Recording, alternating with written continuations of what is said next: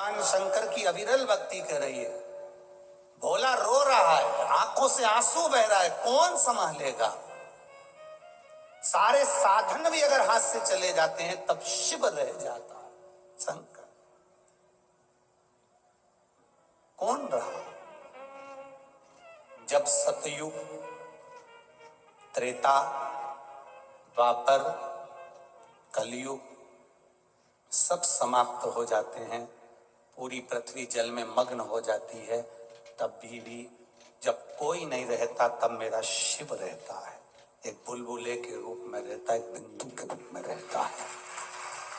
हम पहले कथा में कहे, आज फिर कहते हैं, पूरे विश्व की भूमि को, जमीन को खोद कर देख लो, उसमें कंकर रूपी शंकर का शिवलिंग जरूर निकलेगा, ये निश्चित है। पूरी पृथ्वी खोद लो,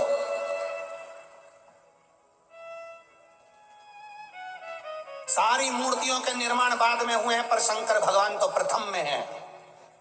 ना जाने कितने सतयुग, ना जाने कितने त्रेता, कितने द्वापर, कितने कलयुग निकल गए, तो भी मेरा शिव है और मेरा ओघड़दानी रहेगा, वो निश्चित है और रहना है उसको। अकाल मृत्यु वो मरे जो काम करे चंडाल, काल उसका क्या बिगाड़े जो भक्त हो महाकाल। जो शिव का उपासक होता है उसका बाल बक्का नहीं हो सकता, शंकर की आराधना करने वाले का बाल बक्का नहीं हो सकता। ये निश्चित है कि जन्म मरण परण तीन शिव के हाथ में है। मृत्यु जहां लिखी हुई है वहां तो हम पहुंचेंगे। तुम कहो कि शिवर वाला महाराज किसी की मौत को रोक दे, किसी की मृत्यु को रोक दे, तो मुश्किल है। आपकी मृत्यु, हमारी मृत्यु, ये सब परमात्मा ने जो तारीख, जो पल, जो घड़ी, जो दिन, जो नक्षत्र, जो समय, जो परमात्मा ने लिख दिया, वो निश्चित है कि उस पल, उस घड़ी, उस क्षण में हमारी मृत्यु होगी। जो विधान पर लिखा हुआ है उसे कोई टाल नहीं सका। पर आपका भजन का जब बल बढ़ जाता है, सत्संग का जब बल बढ़ जाता है, आप शंकर का गुणगान जब करने लगते हो, तो जीवन में अगर थोड़ा बहुत दुख भी आता है तो उसको भोलेनाथ, आप शिव जी पे जल चढ़ाते हो तो जैसे चंदन शंकर पर पहले का लगा हुआ होता है तो धुल जाता है, उसी तरह शिव जी पे जैसे जैसे जल चढ़ाते हो हमारे भी पाप धीरे धीरे धुलना प्रारंभ हो जाते हैं। ये निश्चित है।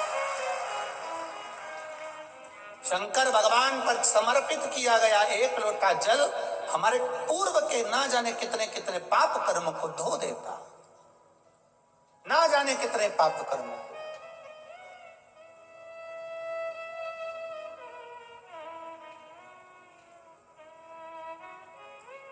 आप चलकर आए हो, कोई 80 किलोमीटर, कोई 100 किलोमीटर, कोई 150 किलोमीटर, कोई 200 किलोमीटर, ना जाने कहां से कथा सुनने आए हो, कोई 30 किलोमीटर, कोई 50 किलोमीटर।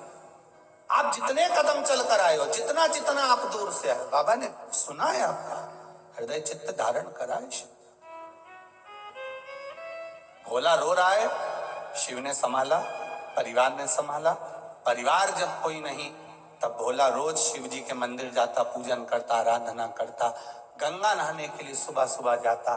तो लोगों ने कहा, ओ भोला तू आंख से अंधा है रे, गंगा नहाने जाता है, बह जाएगा, पांव फिसल जाएगा, मर जाएगा, प्राण छूट जाएंगे। तो बोला तू आंख से अंधा है, तुझे दिखता नहीं है। हे भोला तुझे दिखता नहीं है, पांव फिसल जाएगा तेरा, तू मर जाएगा, पानी में गिर जाएगा, गंगा में डूब जाएगा। अब एक शब्द भोला का याद रखना, आप सबसे निवेदन, इस शब्द को मत भूलना। भोला कह रहा है कि मुझे नहीं दिखता पर मेरे महादेव को तो दिखता है। भोला कह रहा है मुझे नहीं दिखता पर मेरे महादेव को तो दिखता है। एक बात आप लोगों को कही थी अभी रायपुर की कथा में, अंधे व्यक्ति की हड्डी कभी नहीं टूटती गिर के, आंख वाले टूटते फूटते रहते हैं।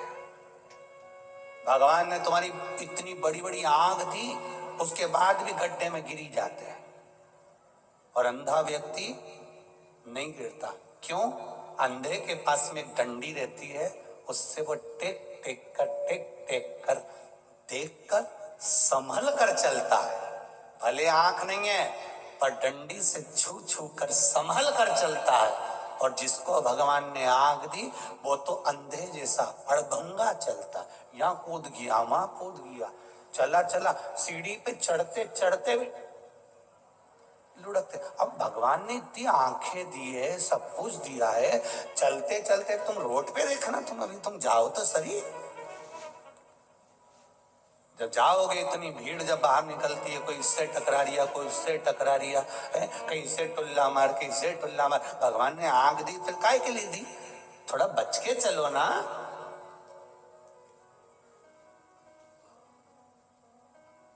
रोज हम निवेदन करते हैं, गले में सोने की चेन होगी, रकम होगी, जेब में पैसा होगा तो चोर की नजर जरूर होगी, सुंदरता होगी तो लुच्चों की नजर जरूर होगी, और अगर शंकर की भक्ति होगी तो महादेव की नजर जरूर। सुंदरता है तो लुच्चों की नजर होगी, धन होगा तो चोर की नजर होगी, और शिव भीतर समाया है, भक्ति भीतर है तो महादेव की नजर जरूर होगी। निश्चित है। तुम कहां बैठे हो वो शंकर को मालूम है। बोला कह रहा है मेरी आंख नहीं तो क्या हुआ, महादेव तो देख रहा है। मैं नहीं देख सकता तो क्या हुआ, मेरा महादेव तो देख रहा है। आप किसी के साथ बुरा करेंगे कोई नहीं देख रहा, पर महादेव तो देख रहा है। आप अच्छा करेंगे कोई आपका यशगुण नहीं गा रहा, सब दूसरे का नाम ले रहा। मेरा तो कोई बोल ही नहीं रहा, मैंने तो इतना खर्चा करा, मैंने तो ऐसा करा, मैं तो जजमान बना, मेरा तो नाम ही नहीं आया, मेरे तो ये नहीं आया। तो अपने को टेंशन नहीं लेना, तुम तो बस तुमने कर दिया, आगे उसने देख लिया। हमें अपना गुणगान नहीं चाहिए, वो देख रहा है। भोला ने कहा मेरा महादेव देख रहा है। रोज गंगा नहाने जाता, गंगा जी में नहाकर वापिस आता, शिव मंदिर जाता, शंकर जी के मंदिर में बैठा था। आज किसी ने कह दिया अपनी काशी में शंकर भगवान का एक बड़ा अनुष्ठान होने वाला है, भगवान शिव की सत्संग होने वाला है, प्रवचन होने वाला है, कोई कथा होने वाली है। उनने सुना और भोला ने मन में विचार कर लिया मैं भी जाऊंगा उस प्रवचन में। रात का समय था, किसी ने कहा इतनी रात को जाएगा, तो भोला बोला हमारी आंख ही नहीं तो हमें दिन और रात से मतलब ही क्या। सत्संग करने वाला, भजन करने वाला, कीर्तन करने वाला रात और दिन नहीं देखता। हमसे लोग कहते बताओ गुरुजी, श्री शिवाय नमस्तुभ्यम कब नहीं जपना चाहिए? ऐसा कोई समय जैसे माताएं कहती है हम रजस्वला धर्म में हो जाते हैं तो हम फिर व्रत रखें कि नहीं रखें। तो हमारे यहाँ तो यहाँ तक वर्णन किया गया कि रजस्वला धर्म में भी नारी है। मान लो कोई घर में मर भी गया है, किसी का जन्म भी हो गया है, तो भी शिव महापुराण की कथा कहती है नाम जपने में कोई बुराई नहीं है, भगवान का भजन करने में कोई बुराई नहीं। तो कहा गुरुजी कई लोग तो कहते हैं कि ऐसे समय में भजन नहीं करना चाहिए, नाम नहीं जपना चाहिए। हमने कहा ऐसे समय में अगर निपट गए तो हर पल, हर घड़ी, हर क्षण, ऐसा कोई क्षण ही ना जाए, ऐसा कोई घड़ी ना जाए, ऐसा कोई पल ही ना जाए। जैसे पशुपति व्रत करते हो, तो पशुपति व्रत करते हो तो बीच में रजस्वला धर्म पड़ जाता एक आध सोमवार को। अगर रजस्वला धर्म पड़ गया तो माताएं क्या करेगी? क्या व्रत तोड़ देगी? नहीं, पूजन नहीं करेगी, पूजन नहीं करेगी, पर नियम वही रहेगा, एक समय फलाहार करना है और शाम के समय भोजन करना। भले पूजन नहीं करेगी पर गिनती में नहीं आएगा वो, पर नियम तो वही चलना है ना, नियम का प्ररूप तो वही। हाँ, यदि एकादशी पड़ गई तो एकादशी का नियम लागू हो गया, फिर वो छोड़ दिया। प्रदोष पड़ गई, प्रदोष का नियम चालू हो गया, फिर वो छोड़ दिया। पर गिनती में चल रहे हैं और बीच में अगर रजस्वला धर्म आ गया है तो आप अपने ही नगर में, अपने ही गांव में कोई एकादशी, कोई प्रदोष नहीं है तो उसका स्मरण रहेगा। जपो शिव नाम।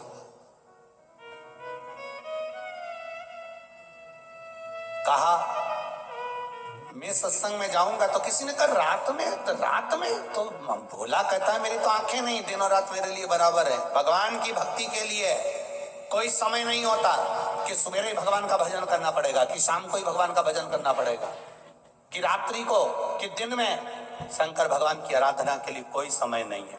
भगवान विष्णु के वैकुंठ में पट, कपाट, दरवाजे, खिड़की सब हैं। ब्रह्मा जी के मंदिर में, ब्रह्मलोक में कपाट, खिड़की, दरवाजे सब हैं। इंद्र के मंदिर में, इंद्र लोक में सब कुछ है। ब्रह्मलोक में दरवाजे हैं, वैकुंठ लोक में दरवाजे हैं, पर मेरे कैलाश पर जाकर देखना कोई दरवाजा नहीं है, चारों तरफ से खुला हुआ है, सब जगह से।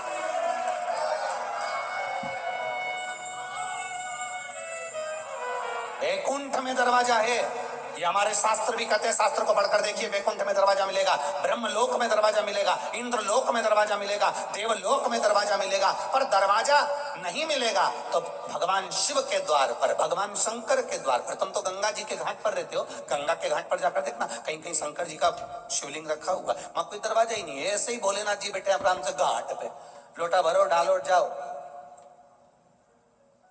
और लोग गंगा जी नहाने के वाले गीले कपड़े से लोटा भर भर के भगवान शंकर को चढ़ा चढ़ू के वो जा रहा है। शंकर जी भी कह रहे जी खुश रहो, बस आनंद हो, कोई दिक्कत नहीं, दिखावा मत करो, बस अड़भंगा है मेरा शिव। शिव के पास में दरवाजा नहीं है, शिव के पास में द्वार नहीं है, शिव के पास में खिड़की नहीं है।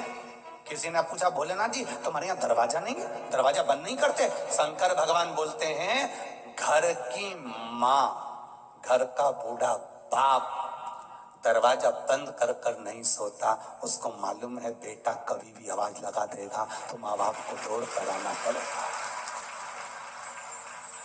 कई घर में तो बूढ़े माँ बाप हॉल में सोते हैं, हॉल में, कमरे में भी नहीं सोते। मेरे बच्चों को जरूरत पड़ गई तो बहुएं बाद में उठती है, बच्चों की आवाज सुनकर, पर घर के बुजुर्ग पहले उठ जाते हैं, आवाज लगाते हैं, बहू छोरा रो रहा है, बेटा बच्चा रो रहा है, छोरा बच्चा रो रहा है। उसकी कानों में, दादी के कानों में, दादा के कानों में, छोटे से बच्चे की भी आवाज, उसकी पायल की झनकार भी सुनाई दे जाती है कि मेरा पोता रो रहा है, मेरी पोती रो रही है, मेरा नाती रो रहा है, मेरा पंती रो रहा है। जरा विचार करिए, घर का बुजुर्ग है, जिनको राम भी भजते हैं, जिनको कृष्ण भी भजते हैं, जिनको इंद्र भी भजते हैं, 33 कोटि देवता जिसके स्मरण में लगा रहता है वो देवाधिदेव महादेव है, वो जगत का बाप है, जगत का पिता है। वो मेरा शंकर ओघड़दानी हमारे घर का बुजुर्ग है, वो कभी नहीं सोता। आप पुकारोगे तुम्हारे सामने आकर खड़ा हो जाएगा। तुमने पुकारा और तुम्हारे सामने, वो निश्चितता तुम्हारे सम्मुख में आ जाता, तुम्हारे सम्मुख।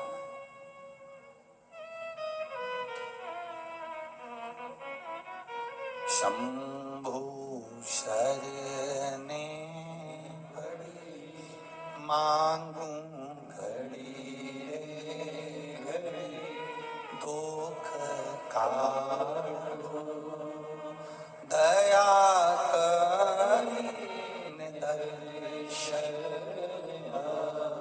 उसकी कृपा चाहिए। बोला जा रहा था, रात का समय था, रेलवे ट्रैक पार करना था, पार करते समय उसको नहीं मालूम कि सामने से ट्रेन आ रही है। अपनी मस्ती में भजन करता हुआ जा रहा, जनता चिल्ला रही ये मर जाएगा, सामने से ट्रेन आ रही है। ये कोई कथा पुरानी नहीं है, ये कथा इसी कली काल की है, काशी की है। जाते जाते ट्रैक पर भोला था, थोड़ा सा आगे बढ़ रहा था, सामने से ट्रेन आ रही थी। सारे गांव के लोग कह रहे थे अब तो ये अंधा मर जाएगा। इतनी देर में कोई सांप, एक सर्प उसके पांव से लिपट गया और दोनों पांव को गांठ बना ली। भोला गिर गया, ट्रेन निकल गई। गांव के लोग देखते रह गए, गजब शिव भक्त,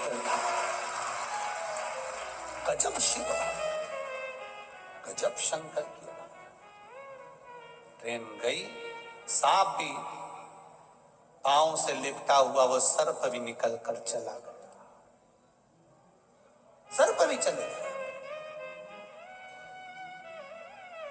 किस रूप में मेरा महादेव आता है हमको नहीं मालूम,